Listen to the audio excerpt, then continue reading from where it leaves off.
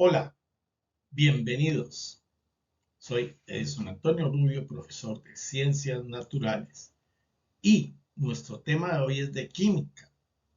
¿Por qué la tabla periódica de los elementos químicos? Bienvenidos.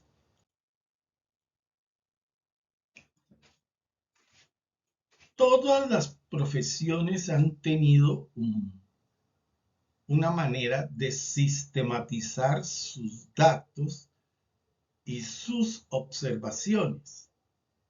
Por ejemplo, los contadores y los bancos sacaron las tablas de interés, los astrónomos han sacado sus cartas para mirar el cielo,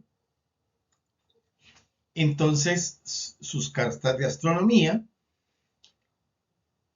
los cálculos, por ejemplo, para navegar, las cartas de las mareas, todo eso. Y los científicos no podían escaparse a esto de sistematizar los materiales. Entonces, empecemos por los componentes del universo que son la materia y la energía. En química, lo que más es objeto de nuestro estudio, la materia. Entonces, la materia, pues, ¿qué es lo que forma todas las sustancias materiales? Y entonces hay varias, conocemos miles de sustancias compuestas, que son millones. Y esas sustancias compuestas están formadas por varias clases de partículas, que hoy sabemos que se llaman moléculas. Entonces, estas sustancias compuestas por varias clases de partículas, por varias clases de moléculas, se llaman compuestos químicos. Hay unas sustancias formadas por una sola clase de sustancias, que son las sustancias simples. Son alrededor de 100. En el siglo XIX y XX solamente llegábamos hasta más o menos 100. Hoy día, en el año 2024, eh, estamos pasando de los 100 sustancias simples, es decir, esas sustancias que están formadas por una sola clase de partículas, que son los átomos. Esas sustancias llaman elementos químicos. Y hoy en la tabla periódica se estudian más o menos 118 y hay estudios hoy día que va hasta más o menos el elemento químico 139. Entonces, ya llegamos a las partículas más sencillas que forman la materia, que son los átomos. Los científicos empezaron a sistematizar estos datos para tenerlos pues a manera de, de auxiliar, de tabla auxiliar, tener sus datos, y empezaron a organizarlos. Al principio los organizaron de manera vertical, pero pues a medida que se iba haciendo extenso los estudios y las características encontradas en cada observación, no fue muy práctico. Así que llegó el momento en que los científicos, empezando con Lothar Meyer y Mendeleev, eh, empezaron a sistematizar esto de manera de filas y de columnas. Entonces, pues las columnas se nombraron con números romanos y las filas se nombraron con números arábicos. Entonces se encontraron que después de ordenar 8 elementos químicos, el siguiente tenía características muy parecidas con los del primer grupo y luego el siguiente con el segundo y así se fueron formando las octavas. Entonces una clasificación en octavas en columnas y filas. Así pues nacieron los primeros grupos químicos. en las columnas. Bueno, digamos que esto dio cierta comodidad para estudiar los elementos químicos, pero sucedió que un cierto grupo de elementos químicos no cabía en esa clasificación que habían encontrado desde los grupos 1 a 8 en números romanos, sino que estos elementos metálicos que formaban grupos como de a 3 que se llamaron triadas químicas, ellos ellos obedecían también a las características en octavas, pero no en el mismo sentido que se habían organizado las primeras octavas en la tabla periódica. Hubo que hacerles espacio y se acomodó de esta manera que hay allí. Pero, ¿sí? Y aquí tengo señalados pues todos los grupos que pertenecen a los metales de transición en la tabla periódica.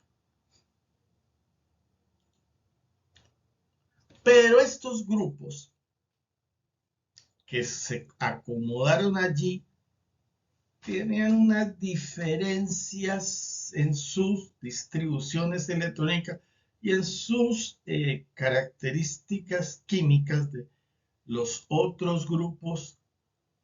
Entonces, la solución que vino fue colocar unas columnas que estaban en grupos romanos y colocarlas como columnas A, y a estas otras formadas por los metales de transición como columnas de números romanos, pero con la letra B.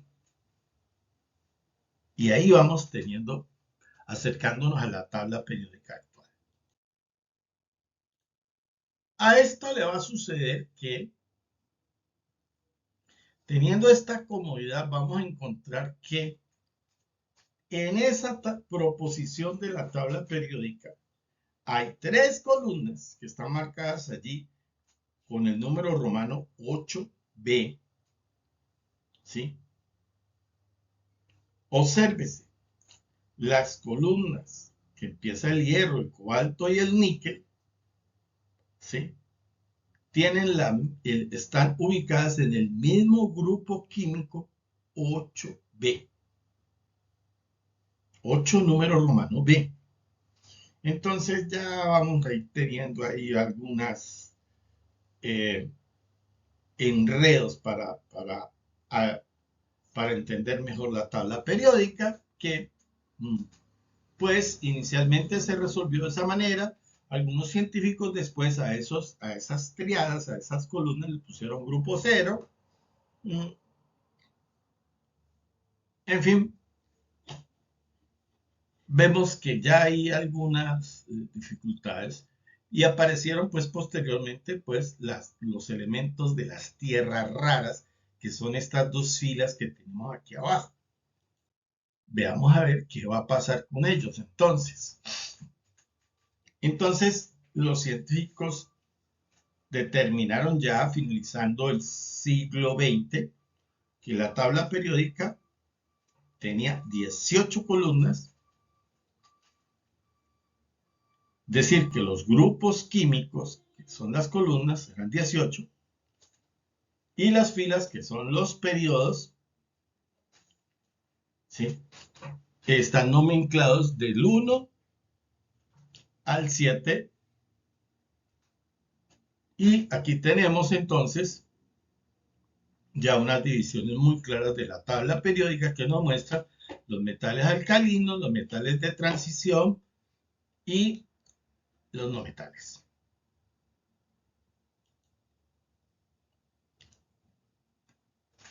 Había que completar esta tabla porque en la imagen anterior no aparecía ni el hidrógeno, y es que el hidrógeno, a pesar de que está en el grupo 1,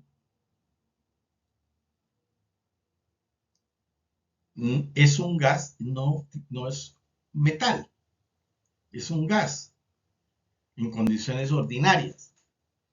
Y la columna 18, o gases raros, o gases ideales, pues no los teníamos allí. Ahorita ya tenemos la tabla periódica y podemos diferenciar un poquito más. Con la aparición de las series químicas ubicadas en la casilla 57, se encontró que en la casilla 57 podía haber un alojamiento de 15 elementos químicos llamados los lantánidos. Y se encontró que en la casilla 89 sucedía lo mismo con otros 15 que correspondían a la casilla del actinio, o sea, la serie de los actinios. Entonces, la tabla periódica evoluciona de esta manera, indicando las filas, las columnas e indicando la serie de los lantánidos y los actínidos. Que generan alguna incomodidad. Es por eso que entonces actualmente se sugiere la siguiente tabla periódica, o llamada tabla periódica ampliada. Las primeras columnas, la 1 y 2, tienen los metales alcalino térreos. Ahí está el hidrógeno, pero no es metal alcalino térreo. Y las columnas 13 a 18 deben estar los metales, los no metales. Entonces, tenemos aquí que en este gran espacio que se va a llenar, se llena con los metales de transición, empezando con la columna 3 y terminando en la columna 12, como tú lo puedes ver allí. Y ahora se acomoda en la columna 3 la serie de los lantánidos y la serie de los actínidos. Y esta es la tabla periódica ampliada, ¿sí?, en su versión del año 2024. La tabla periódica tiene una razón de ser. Con solo verla, con sus números, podemos indicar cuántos electrones, cuántos protones, cuántos neutrones tiene, cuánto pesa un átomo, cuáles son las características del elemento químico, si es sólido, líquido, gaseoso, a temperatura ambiente, si es metal, no metal, si es un elemento de transición, si es un elemento de tierras raras, si es un elemento radiactivo, si es un elemento que dura mucho o si tiene una vida perecedera. Esa es la razón y por qué tenemos la tabla periódica.